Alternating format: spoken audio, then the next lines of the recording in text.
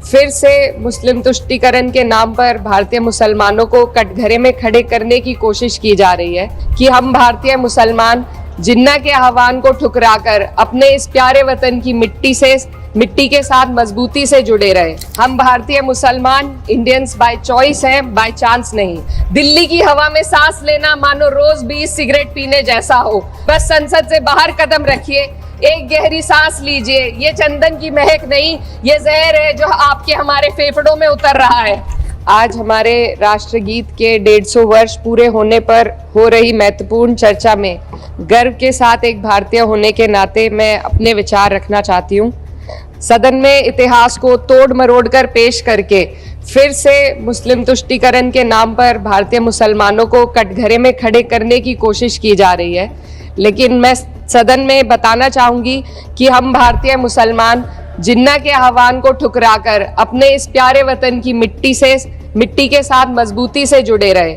हमने महात्मा गांधी, बाबा साहब डॉक्टर भीमराव अंबेडकर, रविंद्रनाथ टैगोर जी, सुभाष चंद्र बोस जी, मौलाना अबुल कलाम आज़ाद, अशफाक उल्लाह खां साहब के विचारों को अपनाया। हम भारतीय मुसलमान इंडियंस बाय चॉइस हैं, बाय चांस नहीं। वंदे मातरम के किन छंदों को राष्ट्रगीत के तौर पर अपनाया जाए, यह फैसला सर रविंद्रनाथ टैगोर और सुभाष चंद्र बोस जी जैसे नेताओं के परामर्श के बाद हुआ।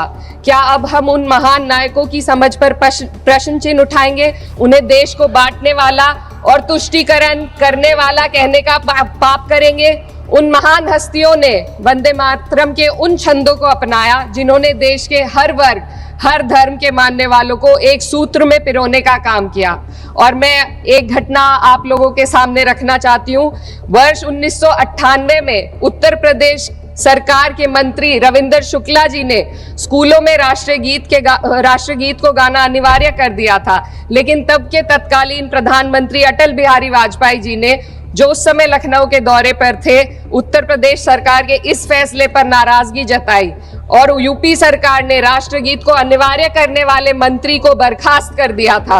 अब मैं सत्ता पक्ष से सवाल करना चाहूंगी।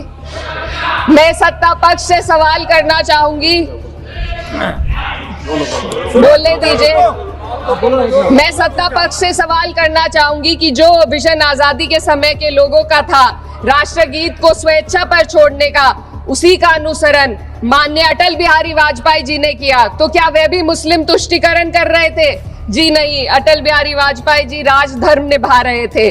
देश में सब धर्मों को एक साथ लाना, सबके जज्बात का एहसास करना ही सबसे बड़ा राष्ट्रवाद है। माननीय अध्यक्ष महोदय, आज हमें वंदे मातरम के असली भाव को समझना जरूरी है। यह गीत तो देश के जल, जंगल, जमीन, हरियाली और निर्मल हवा की वंदना को समर्पित है। यह भारत की जन जन की मंगल कामना करता है कि भारत का हर नागरिक स्वस्थ रहे, सुरक्षित रहे और सम्मान के साथ जी सके। सुजलाम सुफलाम का अर्थ है, सुनिए, ऐसा देश जहां स्वच्छ और पर्याप्त जल हो, जहां नदियां जिंदा हो, बहती हो, जीवन देती हो।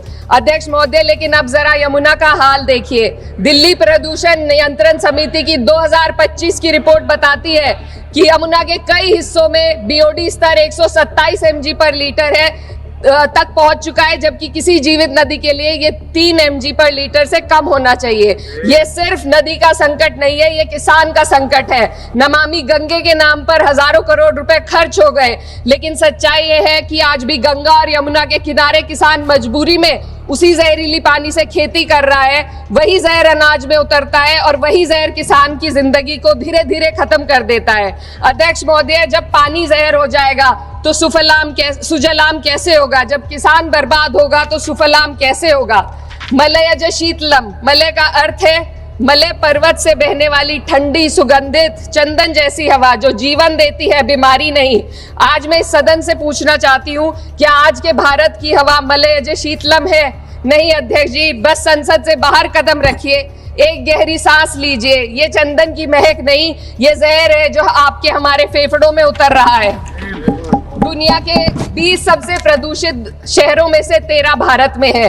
दिल्ली की हवा में सांस लेना मानो रोज 20 सिगरेट पीने जैसा हो। भारत हर साल सर्दियों में जहरीली हवा के प्रकोप में घिर जाता है। AQI गंभीर स्तर पर आ जाता है। ठंडी हवा का सपना अब गैस चेंबर की हकीकत बन चुका है। हम वो देश हैं जहां सरकार प्रकृति पर बने गीत का मान मर्दन तो करती है, पर उसी प्रकृति, जंगल, हवा, पेड़ को बचाने वाले कानूनों को धीरे धीरे खुद ही खत्म कर रही है। ये है आज के हमारे मलयज शीतलम की अफसोसजनक सच्चाई। अगर हम हवा को साफ नहीं कर पाए तो न सुजलाम बचेगा न सुफलाम बचेगा। माननीय अध्यक्ष महोदया, सस्य श्यामलम का अर्थ है ऐसा देश जहां उपजाऊ जमीन हो, जहां खेत फसल से भरे हो और किसान कर्ज और निराशा में न डूबा हो। आज किसान सिर्फ मौसम से नहीं लड़ रहा, वह प्रदूषण, नीतियों की बेरुखी और सिस्टम की नाइंसाफी से लड़ रहा है। एक तरफ कॉर्पोरेट के लोन माफ होते हैं, दूसरी तरफ किसान को उसकी वाजिब MSP भी नहीं मिल पाती है। आप ग्लोबल सुपर पावर बनने की बात करते हैं, लेकिन हमारी पर कैपिटा इनकम दुनिया में 136वें नंबर पर है। हम अपने छोटे पड़ोसी देश से भी पीछे हैं। हमारे लोग $2,500 तक भी नहीं कमा पा रहे एक साल में, और जिन अरबपतियों की ये रक्षा करते हैं वो इतना पैसा एक सेकंड में कमा लेते हैं। आज वंदे मातरम को बुनियाद बनाकर राजनीति की जा रही है, लेकिन जमीन पर जंगल पूंजीपतियों को सौंपी जा रही है। आदिवासियों को उनके घरों से उजाड़ा जा रहा है। मातरम में जो मात्रा माता है वह सिर्फ मातृभूमि की वंदना नहीं, वे इस धरती की हर नारी, वे इस देश की हर बेटी, हर महिला के सम्मान की बात भी करता है। लेकिन आंकड़े अगर आप देखेंगे, NCRB की हाल की रिपोर्ट के अनुसार, मैम जो के अनुसार देश में हर वर्ष लगभग 30,000 से अधिक बलात्कार हो रहे हैं। यानी एक दिन में 80 से अधिक महिलाएं यौन हिंसा का शिकार होती हैं, और ये सिर्फ दर्ज मामले हैं। जब जम्मू कश्मीर की एक बच्ची हिंसक अत्याचार का शिकार होती है, जब सत्ता से जुड़े लोगों पर आरोप लगते हैं और कार्रवाई वर्षों लटक जाती है, जब उन्नाव की पीड़िता लखनऊ के दरबार में इंसाफ को लेकर अपनी जान देने पर आमादा होती है, जब बिल्किस बानो के अपराधियों का सरकार के लोग द्वारा स्वागत किया जाता है, तो ये घटनाएं वंदे मातरम की आत्मा पर चोट पहुंचाती है। मैं अध्यक्ष महोदया बस यही कहना चाहती हूँ अपनी बात को अंत में रखते हुए कि वंदे मातरम सिर्फ अतीत की ललकार नहीं, ये वर्तमान की जिम्मेदारी है। ये आत्म मंथन की घड़ी है।